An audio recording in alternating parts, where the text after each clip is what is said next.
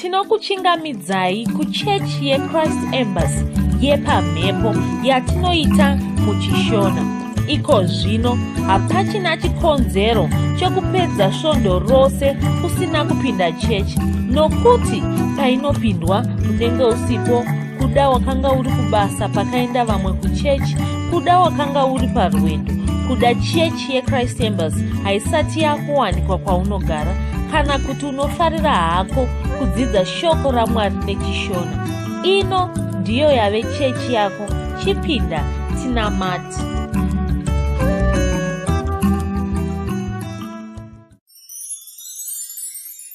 Tinokuchingamidzai muchechi yedu yeChrist Embassy yatinoita muchishona, yatinoitira pamhepo. Ndinovimba makauya nekukomborerwa zvikuru musvondo radarika neshoko raMwari riri kuuya kwamuri zuva nezuva, burikidza neRhapsody, burikidza nezvidzidzo zvatinotumira pachechi yepamhepo. Tinokukurudzirai kuti murambe muchiteerera uyezve munge munokudzwa neshoko iri. Iko zvino toda kuti tisvike panguva yekunamata. Toda kuti tinamate nekuda kuti kupera kwemwedzi unoyu tiri kunge tichigamuchira shoko rechiprofita iro richange richibva kuna mukuru wedu Pastor Chris, rinoti richange richitiudza maererano negore rinoteera 2018. Saka toda kuti mwoyo yedu inge yakagadzira kugamuchira shoko iri, tive tinokudzwa, tive tichachigamuchira chiprofita ichi uye chichitisimudzira, tive takavhurwa masedu tifambe kuburikidza nechiprofita ichi. Ngatinamatei. Mwari Baba Samasimba, tinokutendai Jehovha nerudo rwamunoratidza mukati muupenyu hwevana venyu. Tinokutendai netsitsi nerunyararo rwatinaro mukati memwoyo yedu nekuda kwekuti imi munotida. Tinokutendai Samasimba nekuda kwechiprofita chatichagamuchira mukati mezuva iri. Tinokutendai chiprofita ichi chiri kutisimudzira, chichange chichitiendesa mberi mukati mezvishiro zvenyu zvamakatirongera mukati muupenyu hwedu isu vana venyu. Tinokutendai Samasimba nekuti nekuda kwechiprofita ichi tichange tichizadzisa zvishiro zvemwoyo yedu, tichange tichizadzisa zvishuwo zvenyu Jehovha mukati meino chechi. Tinokutendai Samasimba nekuti tichange tichikura mukati mekurarama kwedu, tichange tichikura muchiKristu chedu nekuti imi munenge muinesu, ende nekuti munesu even iko zvino. Tinokutendai Jehovha, tinokutendai Samasimba nekuti tiri kukura even pari zvino, tiri kukura, upenyu hwedu huri kushandurwa. Tinokutendai negore rino ratiri, nekuti gore rino rese tanga tichikura mukati meshoko renyu, tanga tichikudzwa zvakanyanya, ende tiri kutarisa kuti gore riri kuteera iri tinenge tichikura kudarika zvatanga tiri gore rineri. Samasimba tinokutendai, tinokutendai nemhuri dzedu, tinokutendai neshamwari dzedu, tinokutendai nechechi ino, tinokutendai Samasimba nemuzita raIshe Jesu Kristu. Amen. Iko zvino toda kuti tive tinowana nguva yekuti tinge tinonamata nedzimwe ndimi. Ngatinamatei tichitenda Mwari. Riba sontara raba sheke bazonda tere kouze ligida brahande tere kouze ligama grada hashtes. Liba soto gobo jeke tere kouze ligida branda tere kouze le tere kita gibo grada kos kolora. Telende sonda tere kouze ligida brahande tere kita ligama grada kalaba hashtes. Malaba sonde rebo sheke mazonda. Brande tere kouze ligida brahande skebo grada. Lodo brondo soto gobo jeke ma tere kouze ligina braga hashtes. Laraba sonde rebo sheke tere kouze le grada. Mane ba sonde rebo shaka tere kouze le tere kipa kita gara mandara ba sheka. Nemuzita raIshe Jesu Kristu. Amen. Tinokutendai, tinotarisira kuti muchange mune svondo rakanaka. Iko zvino muchange muchiteerera shoko raMwari, muchatanga manzwa Rhapsody, mabvazo muchazonzwa shoko raMwari. Muve nesvondo yakanaka. Tatenda. Chidzidzo chedu cheRhapsody chatinopiwa namufundisi Chris Oyakilome. Musoro wenyaya unoti pemberera kunaka kwavo. 1 Makoronike 16 ndima 29 inoti, ipai Jehovha kukudzwa kunofanira zita rake, uyai nechipiriso, uyai pamberi pake, namatai Jehovha muri munzvimbo tsvene. Gore ra2017 rava pedo kupera. Tinofanira kuzvipa nguva yekutenda Mwari. Vakatiropafadza zvikuru, vakaropafadza upenyu hwedu. Pemberera Ishe, pemberera kunaka kwavo. Kunaka uku kunoonekwa muupenyu hwako. Ita kuti zuva ranhasi rive rakakosha. ngarive zuva rekufara. Farira Mwari, vafarire nemwoyo wose. Vakakupa maropafadzo. Wakawana maropafadzo aya zuva rimwe nerimwe mugore rose ra2017. Izvi ndizvo zvatinoratidzwa muna Mapisarema 68 ndima 19. Saka unofanira kupemberera Mwari. Vapemberere pazuva ranhasi. Pane nzira 4 dzokuvapemberera nadzo. Nzira idzi dzakakosha zvikuru. Nzira yekutanga, kuvatenda. Vatende nemashoko ako. Vatende nemwoyo wako wose. Ino haisi nguva yekuvakumbira chimwe chinhu. Inguva yekuvatenda chete. Nzira yechipiri, kuvanamata nokuvarumbidza. Varumbidze nemweya wakafara. Varumbidze uchirevesa. Nzira yechitatu, kuvapupurira. Udza vanhu zvawakaitirwa naMwari. Unenge uri kutovatenda. Detemba mabasa avo. Ivo vakaisa mufaro wamweya mutsvene mumwoyo mako. Vakasimbisa mweya wako. Vakasimbisa rutendo mauri. Vakakupa tariro muupenyu. Vakaisa maropafadzo mumweya wako. Saka varumbidze. Nzira yokupedzisira, kuvapa mupiro. Tinofanira kupa Mwari mupiro.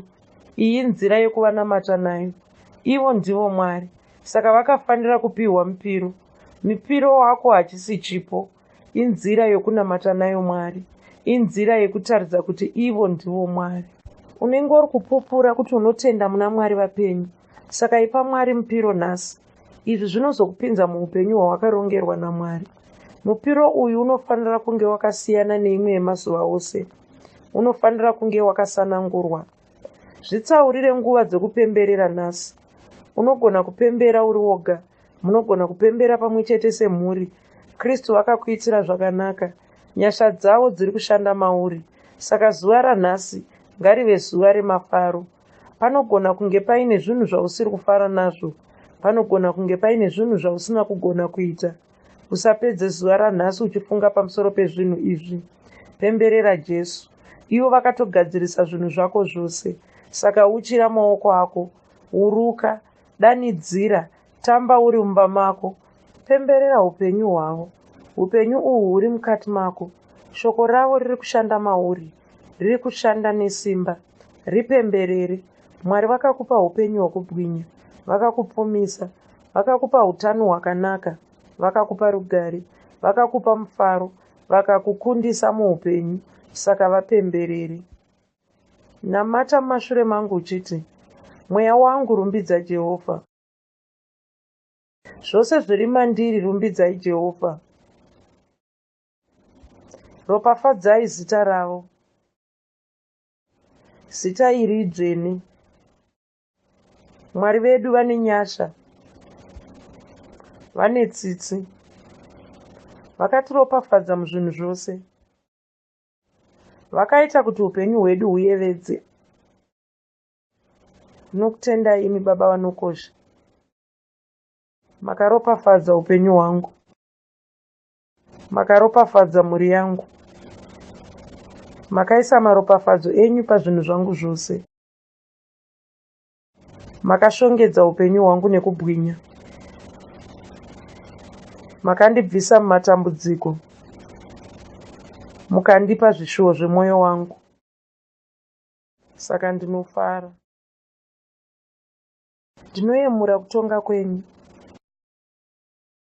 Kubwinya kwose ndekwenyu. Simba rose nderenyu. Ndimi moga makakodzera kurumbidzwa. Rumbidzwai nhasi. Rumbidzwai nokusingaperi. Muzita raJesu. Dzimwe ndima dzinotsigira chidzidzo chanhasi ndedzinoti Mapisarema 103 ndima 1 kusvika 2, Mapisarema 96 ndima 8 naVahebheru 13 ndima 15. Tatenda.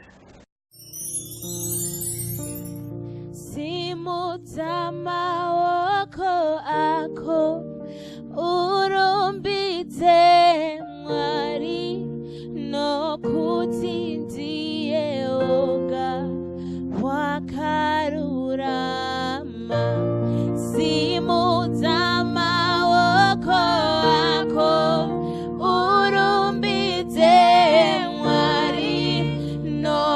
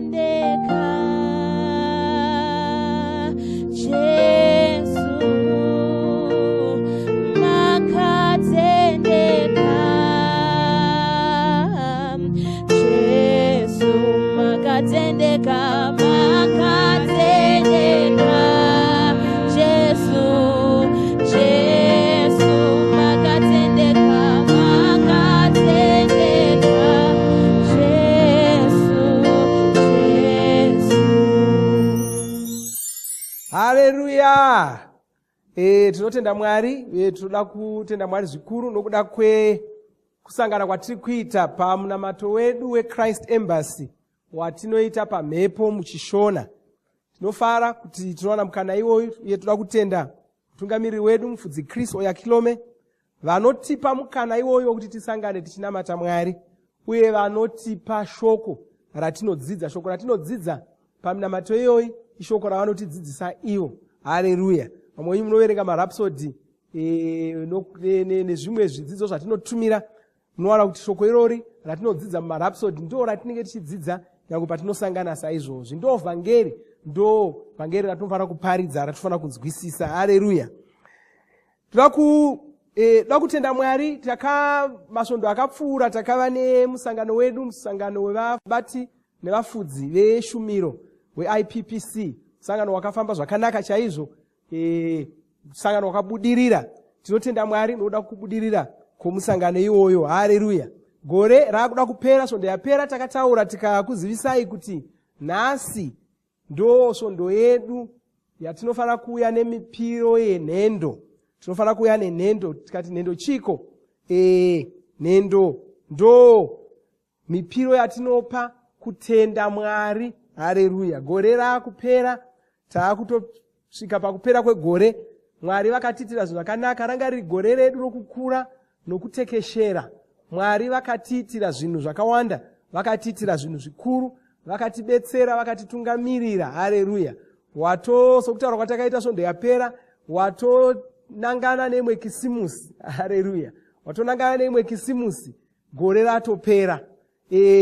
Zvinhu zvatofanira kutenda Mwari pamusoro pazvo. Saka pazuva ranhasi toda kutarira pachidzidzo chatapiwa pazuva ranhasi naMufudzi Chris, chidzidzo chinotidzidzisa pamusoro pokutenda Mwari, nokuti vamwe vanhu vanongoziva kukumbira Mwari chete chete, kuinda kuna Mwari vachinochema nokudemba nokukumbira kwavari. Mwari dai mandiitirawo zvakati, nai Mwari dai mandiitirawo zvakati, nai Mwari. Vamwe vanenge vatoti nai Mwari mandikanganwawo here. Ndo zvinonyanya kuzikamwa nevanhu izvozvo, asi handizivi kuti wakambozvibvunzawo here kuti wakambotendawo Mwari here. Sokuziva kwaunoita kukumbira Mwari nokuvanetsa, ngatitaure chinaro, nokuvanetsa nguva imwe neimwe, wakambozvipawo mukana wokuvatendawo here. Uye usataura uchiti haina handina chokuvatenda, waakutoreva nhema kana waakudaro. Amen. Zvokutenda Mwari zvacho zviripo, chaunofanira kungoita kusunura meso ako. Saka toda kutarira chidzidzo ichocho chavatipa pazuva ranhasi, kwaipemberera kunaka kwavo.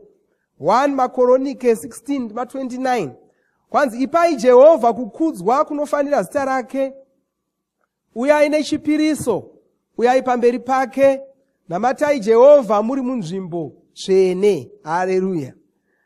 Saka Mufudzi Kristu vanobva vatanga kutidzidzisa kwanzi gore ra2017 rava pedo kupera, tinofanira kuzvipa nguva yekutenda Mwari. Haleluya.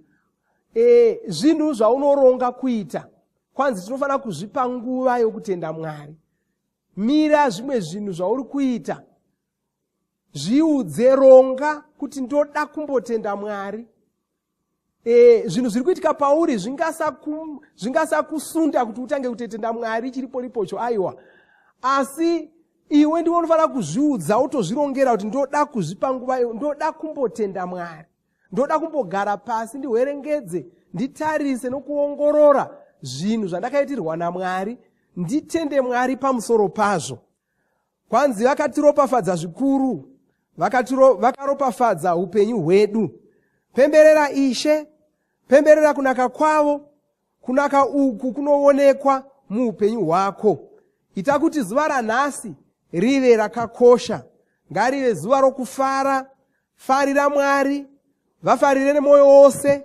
Vakakupa maropafadzo, wakawana maropafadzo aya zuva rimwe nerimwe mugore rose ra2017. Izvi ndizvo zvatinoratidzwa muna Mapisarema 68:19. Haleluya. Wakanga uri kungoropafadzwa. Vamwe vanenge vabvunza kuti zvino ndinotenda Mwari sei? Ngatimbotanga nezvinhu zviri nyore.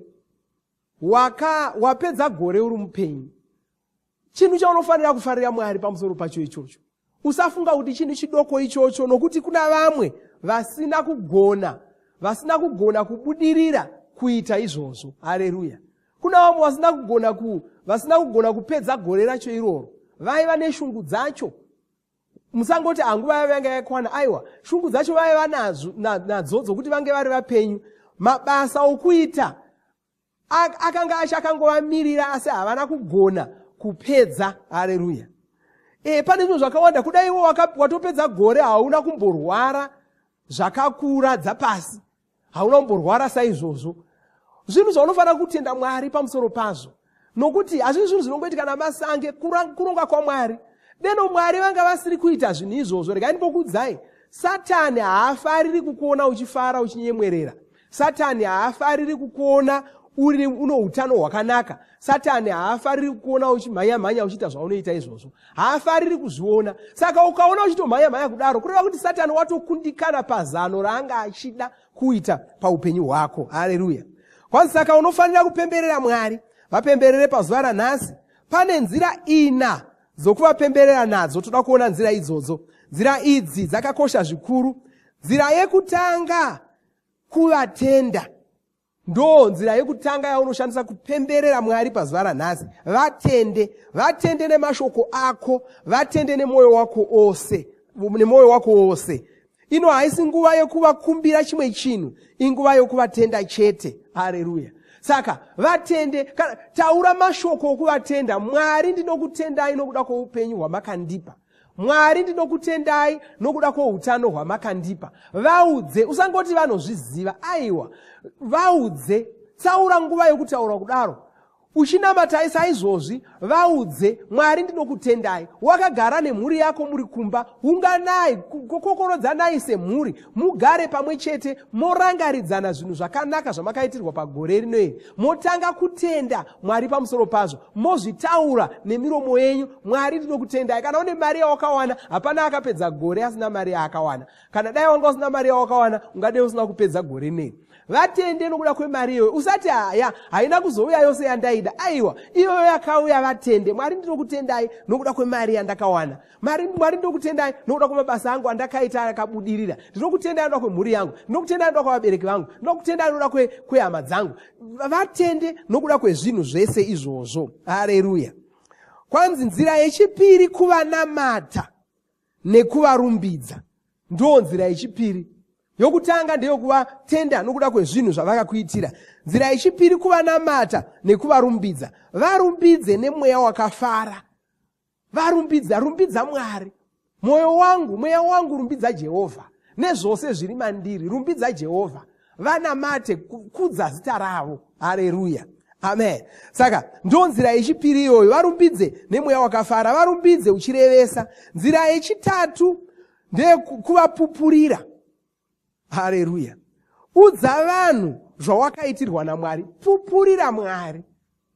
Haleluya. Kupupurira Mwari kutaura zveukuru hwavo uchiudza vamwe vanhu kuti aiwa, ini Mwari ndinovapupurira. Handigoni kuti Mwari vakashata, Mwari ndinovapupurira. Vakandiitira zvakati. Udza vamwe vanhu pamusoro pezvakanaka zvawakaitirwa naMwari. Ratidza kufara pamusoro pazvo. Kureva kuti pazuva ranhasi, tsvaka mumwe munhu. Kudai mogona kuzviita muri semhuri muchitaurirana. Pupurira Mwari. Udza vamwe vanhu, udza muvakidzani wako. Usangonoudza muvakidzani wako makuhwa nezvimwe zvinhu zviri kuitika munzvimbo mamuri kugara. Ndo zvinonyanya kuitwa navanhu. Akangonzwa chimwe chiguhwa chidoko unoda kumhanya kune muvakidzani wake, unoda kunomuudza izvozvo. Aiwa. Usangova nembiri yokumanyisa makuhwa saizvozvo. Manyisawo mbiri yaMwari. Haleluya. Pupurirawo Mwari. Saka vapupurire, udza vanhu zvawakaitirwa naMwari. Mwari vakandiitira zvakati. Kwa unenge uri kutovatenda, detemba mabasa avo. Ivo vakaisa mufaro wamweya mutsvene mumwoyo mako. Vakasimbisa mweya wako. Vakasimbisa rutendo mauri. Vakakupa tariro muupenyu. Vakaisa maropafadzo mumweya wako. Saka varumbidze. Nzira yekupedzisira, kuvapa mupiro. Haleluya. Wapedza kutaura, nokuti kungotenda Mwari namashoko hakuna kukwana. Takambotaura patakadzidzisai pamusoro pekukosha kwemipiro. Tikati usangoita Mwari wokutenda nomuromo chete. Aiwa, vaunzire mupiro. Saka kwanzi vape mupiro. Tinofanira kupa Mwari mipiro. Iyi inzira yekuvanamata nayo. Ivo ndivo Mwari, saka vakafanira kupiwa mipiro. Mupiro wako hachisi chipo, inzira yekunamata nayo Mwari. Takakudzidzisai pamusoro penyaya iyi pamwedzi 2 yapfuura. Haleluya. Inzira yokutaridza kuti ivo ndivo Mwari, unenge uri kupupura kuti unotenda muna Mwari vapenyu. Saka ipa Mwari mupiro nhasi, ndo nhendo dzatakataura kuti gadzira mupiro wako wenhendo wokutenda Mwari. Mwari, ndinofara negore randakava naro, ndinokutendai nokuda kwezvamakandiitira zvese. Mupiro ndo chiratidzo changu chokufara kwangu. Haleluya. Saka ipa Mwari mupiro nhasi, izvi zvinozokupinza muupenyu hwawakarongerwa naMwari. Mupiro uyu unofanira kunge wakasiyana neimwe yemazuva ose, unofanira kunge wakasanangurwa. Saka mupiro wakasiyana neimwe mipiro yose, mupiro waunoronga kuti uyu ndo wandiri kupa Mwari pagore rino. Zvisaurire nguva yekupemberera nhasi. Unogona kupembera uri woga, unogona kupembera pamwe chete semhuri. Kristu vakakuitira zvakanaka, nyasha dzavo dziri kushanda mauri. Saka zuva ranhasi ngarive zuva remafaro. Haleluya. Panogona kunge paine zvinhu zvausiri kufara nazvo, panogona kunge paine zvinhu zvausina kugona kuita. Usapedza zuva ranhasi uchifunga pamusoro pezvinhu izvi. Pemberera Jesu. Ivo vakatogadzirisa zvinhu zvako zvose. Saka uchira maoko ako, uri ukadanidzira, tamba uri mumba mako, kudza zita raJesu, pemberera upenyu hwavo. Upenyu uhu huri mukati mako, shoko ravo riri kushanda mauri, riri kushanda nesimba. Ripemberere. Mwari vakakupa upenyu hwekubwinya, vakakufumisa, vakakupa utano hwakanaka, vakakupa rugare, vakakupa mufaro, vakakukundisa muupenyu. Saka vapemberere. Haleluya. Saka ndo zvatinoita. Zuva ranhasi ngarive romufaro. Hachisi chinhu chaunongoita tichinamata sezvizvi. Itozviudza kuti muswere wese wezuva ndiri kuswera ndichingorumbidza Mwari, ndichipemberera, ndichifara, ndichikudza Mwari. Haleluya. Saka ndinoti makorokoto, Mwari ngavakuropafadze. Makorokoto, iva nezuva rokufara, imbokanganwa zvinhu zvese zvaunofunga kuti hazvisi kufamba zvakanaka. Ukazvitarisa unoona kuti zvinongori izvo zvishoma zvega zvisiri kufamba zvakanaka, zvimwe zvese zviri kutofamba zvakanaka. Haleluya. Utano hwako huri kutofamba zvakanaka. Watodya wakaguta vazhinji venyu. Unotori netariro yeramangwana, zvinhu zvako zviri kufamba zvakanaka. Vana vako vakatoenda kuchikoro, utori mupenyu, zvinhu zviri kufamba zvakanaka. Saka une chikonzero chokurumbidza Mwari. Regai tingonamata tichitenda Mwari tisati tavhara munamatono. Baba, tinokutendai, tinopa mbiri nekudzo kwamuri, tinopa kudzo nembiri nerumbidzo kuzita renyu. Muri Mwari vakanaka. Tinokutendai nokuda kwegore ra2017, igore ranga rakatinakira. Takadzidza shoko renyu, takadzidza, takakura pamweya, takasimbiswa pamweya. Hatichisina kufanana nezvatakanga tiri patakavhura gore rino. Tinokutenda namaropafadzo ese amakatipa, mari dzamakatipa, utano hwamakatipa. Makachengeta upenyu hwedu, makatidzivirira. Muvengi wakanga aine urongwa hwokutiparadza upenyu hwedu, asi haana kubudirira pazano rake iroro. Nokuda kwekunaka kwenyu tinokurumbidzai, tinokunamatai, tinopa mbiri, tinokutendai nokuda kwemhuri dzedu, tinokutendai nokuda kwevabereki vedu, nokuda kwevana vedu, nokuda kwehama dzedu, nokuda kweshamwari dzedu. Tinokutendai nokuda kwavachengeta. Tinopa mbiri nekudzo kwamuri Baba, muzita raJesu Kristu. Uye ndinonyengeterera mumwe nomumwe abataneni pamunamato uno pazuva ranhasi. Ndinomuropafadza nezita raJesu Kristu. Meso ake anovhurika, anoona maropafadzo mazhinji uye makuru akaitika mukati moupenyu hwake mugore rino rese ra2017. Ndinokutendai uye ndinonamata nchitaura kuti anoona nokunzwisisa ukuru hwenyu muzita raJesu Kristu. Mweya wake unonzwisisa mabasa makuru yamakaita mukati moupenyu hwake muzita raJesu Kristu. Ndinokutendai uye ndinotaura kuti Satani wakakundwa mukati moupenyu hwevese vandiri kunamata navo pazuva ranhasi. Wakakundwa muutano hwavo, mumari dzavo, mhuri dzavo, nezita raJesu Kristu. Baba, ndinokutendai, ndinokurumbidzai. Amen. Haleluya. Zvakanaka. Ngatisanganei zvakare musvondo inouya tichienderera mberi chiti makorokoto muchigadzirira kisimusi. Gadzirirai muchirangarira musingadarikwi neshoko raMwari ratinokutumirai pazuva rimwe nerimwe. Mwari vakuropafadzei. Ngatisangane zvakare musvondo rinouya. Amen. Tinovimba makomborerwa nemunamato wesvondo rino. Kana manga musati mazvarwa patsva, namatai mumashure mangu, muchidudza, muchirevesa. Taurai muchiti, Mwari vari kudenga, ndinouya kwamuri, ndinokoka Jesu kuti vapinde mumwoyo mangu. Ndinokumbira kuti Jesu vatonge upenyu hwangu. Ndinopupura kuti Jesu ndivo vavaishe wangu. Saka ndinogamuchira upenyu usingaperi mumweya mangu. Ndazvarwa patsva,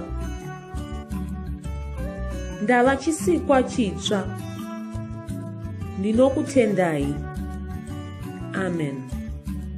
Makorokoto mazvarwa patsva, tinokugamuchirai muchechi yeChrist Embassy. Titumirei zita renyu nekwamunogara. Munogona kutumira iri SMS kana WhatsApp pa 0772 215 kana kutuma tsamba pa shonaror@gmail.com. Muchida kupa mpiro yenyu neEcocash, rovai namba *151*2*5*58225# motevera zvinenge zviri kutaurwa neEcocash ipapo. Kana muine nhare dzemazuva ano, munogona kushandisa KingsPay kupa mpiro yenyu. Shandisai kodi inoti TNIOG nemavara makuru. Musi wa31 Zvita tichange tiine shumiro yekuvhura gore idzva. Pashumiro iyi mufudzi Chris vanenge vachitipa chiprofita chegore ra2018. Tinokurudzira kuti mupinde mushumiro iyi musi uyu, muwane shoko rechiprofita ramuchafamba naro mugore ra2018. Shumiro iyi ichange ichibuda panhepfenuro yeLavod Set nepaZTV. Tinokurudzira kuti musadarikwe nezvidzidzo zveRhapsody zvatinotuma zuva roga roga. Zvidzidzei kuti shoko riwande mamuri, mugone kumirisana nezvinhu zvinonetsa muupenyu. Batanaivo namufudzi Chris paminamato yatinoita muvhuro, chitatu nechishanu, masikati nemanheru. Tinokurudzira kuti vaya vanga vasara nezvidzidzo zvishoma mupedzise muwane zvitupa zvenyu. Mava kugona kuwana Rhapsody paSMS kunyangwe musiri paWhatsApp. Panhare dzeEconet rovai *205#. Musarudza Daily Devotionals, subscribe Shona Rhapsody muchishona. Ibvai masarudza kuwana Rhapsody renyu pasvondo kana pamwedzi wose kuti musafanire kurangarira kurikumbira zuva rimwe nerimwe. Munamato uno munoubata paWhatsApp, paYouTube panoti Shona Online Church nepa www.ce-shonachurch.org. Ivai nesvondo rakanaka. Sokoe upe, au ya mutau.